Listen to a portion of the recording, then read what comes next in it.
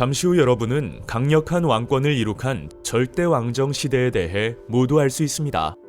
자, 그럼 로빈의 기록을 시작합니다. 한국사는 로빈. 16세기에서 18세기의 유럽 각국에서는 강력한 왕권을 바탕으로 한 중앙 집권 체제가 발전하면서 절대왕정이 나타났습니다. 봉건 귀족은 절대왕정 아래에서도 여전히 사회적으로 특권을 누렸지만 정치, 군사적으로는 영향력이 약화되어 결국 왕에게 의존하게 되었습니다. 이처럼 절대왕정은 중세 봉건 국가에서 근대 국민국가로의 이행기에 나타난 과도기적 정치 형태이자 약화되고 있던 봉건 귀족 세력과 성장하고 있는 시민 세력 사이의 균형 위에 성립한 체제라고 할 수 있습니다. 이렇게 성립한 절대왕정은 기본적으로 군주에게 권력이 집중되어 군주가 큰 제약 없이 전권을 행사하는 정치 체제였습니다. 절대군주는 왕권을 강화하기 위해 국왕의 권력은 신으로부터 주어진 것이라는 왕권 신수설을 이용하여 절대왕정을 정당화하였으며 관료제를 실시하고 상비군을 육성하여 왕권을 뒷받침하였습니다. 또한 봉건 귀족들의 간섭을 피하고자 시민계층에서 관리들을 충원하였고 관료제와 상비군 운영에 필요한 막대한 비용을 마련하기 위해 조세제도를 정비함으로써 왕권 강화를 위한 재정적 기틀을 다졌습니다. 절대군주는 상공업에 종사하는 시민계층을 보호해주고 그들로부터 정치적 지지와 재정적 지원을 받았습니다. 이로써 시민계층은 더욱 성장하였습니다. 한편 절대왕정은 상업뿐만 아니라 상업의 기반이 되는 공업을 동시에 발전시켜야 한다는 중상주의 정책을 시행하였습니다.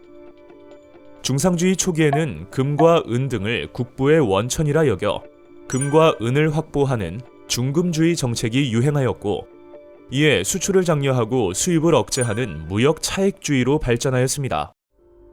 이를 위해 국내 산업을 육성하고 보호하였으며 완성품의 수입과 원료의 수출을 금지하고 관세 장벽을 높이며 식민지 획득에 나섰습니다. 16세기 서유럽에서는 에스파냐가 재정복 운동을 통해 중앙 집권적 통일 국가를 형성하여 유럽 최초의 절대왕정을 이루었습니다.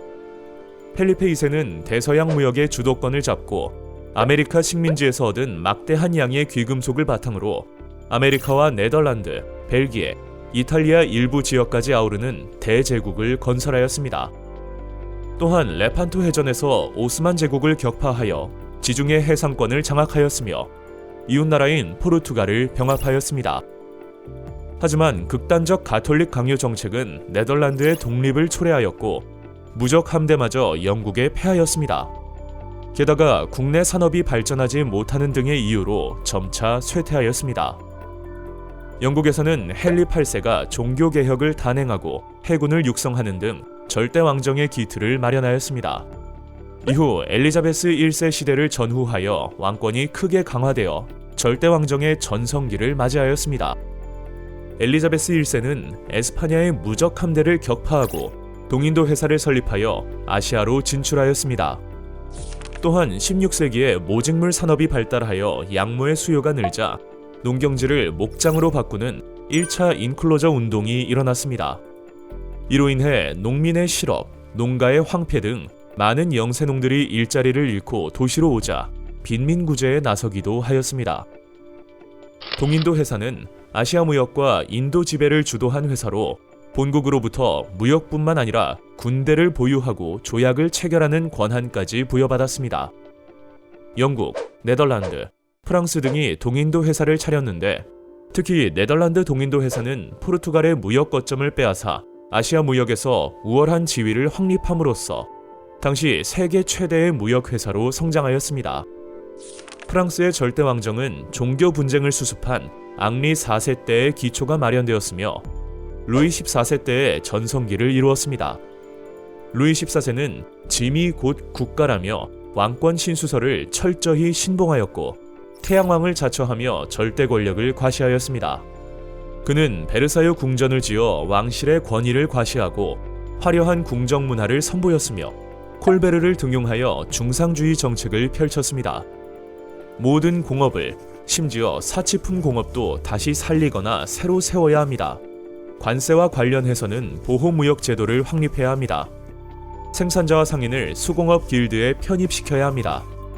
백성에게 해를 끼치는 국가 재정 적자를 줄여야 합니다. 국산품의 해상 운송을 프랑스가 다시 맡도록 해야 합니다. 식민지를 발전시켜 무역에서 프랑스에 종속시켜야 합니다. 이와 같이 콜베르의 의견서를 보면 상업과 공업을 중시한 중상주의의 내용을 살펴볼 수 있습니다. 하지만 무리한 전쟁으로 재정난에 시달렸고 신교도들에게 신앙의 자유를 허락한 낭트 칙령을 폐지하자 상공업에 종사하던 많은 신교도들이 프랑스를 떠나면서 국내 산업이 위축되었습니다. 동유럽에서는 상공업과 도시의 발달이 늦었기 때문에 시민 계급이 성장하지 못하였습니다. 봉건 귀족 계급은 농노제를 그대로 유지하였고 관료나 군대 지휘관으로 국가에 참여하면서 강력한 세력을 유지하였습니다. 이러한 사정으로 동유럽의 절대 왕정은 서유럽보다 1세기 정도 늦게 성립되었습니다. 프로이센의 프리드리히 2세는 오스트리아와의 전쟁을 통해 슐레지엔을 차지하였습니다. 또한 계몽 사상에 심취하여 국가 제일의 공복을 자처하였으며 산업을 장려하고 종교적 관용 정책을 펼쳤습니다. 군주의 가장 중요한 책임은 정의를 실현하는 것이다. 군주가 지배하는 인민에게 무엇보다 중요한 것이 정의이므로 군주는 자신의 그 어떤 이익보다 정의에 최우선을 두어야 한다. 적나라한 사리사욕과 세력 확장의 추구, 야심 추구와 폭정을 권장하는 마키아벨리는 대체 무엇이란 말인가? 군주는 결코 자기가 지배하고 있는 인민의 절대적인 주인이 아니라 국가 제일의 공복에 지나지 않는다. 이와 같이 프리드리히 2세가 저술한 반마키아벨리론을 살펴보면 군주가 가져야 하는 덕목에 대한 그의 생각을 읽을 수 있습니다. 유럽의 절대 군주들은 예술의 힘을 빌려 군주권과 국가를 일치시키고 국가의 정체성을 확립하려 하였습니다. 군주를 고대의 신이나 영웅 등으로 묘사한 초상화가 유행하였고 웅장하게 지은 궁전에서는 당대의 네로라 하는 예술가와 사상가를 초대한 연회가 빈번히 열렸습니다. 이에 궁전이 문화의 중심지가 되었는데 프랑스의 베르사유 궁전과 독일의 상수시 궁전이 대표적입니다. 프랑스의 베르사유 궁전은 루이 13세 때 사냥용으로 지은 별장을 루이 14세 때 증축한 것으로 마치 신이 머무는 곳처럼 장엄하게 조성되었습니다.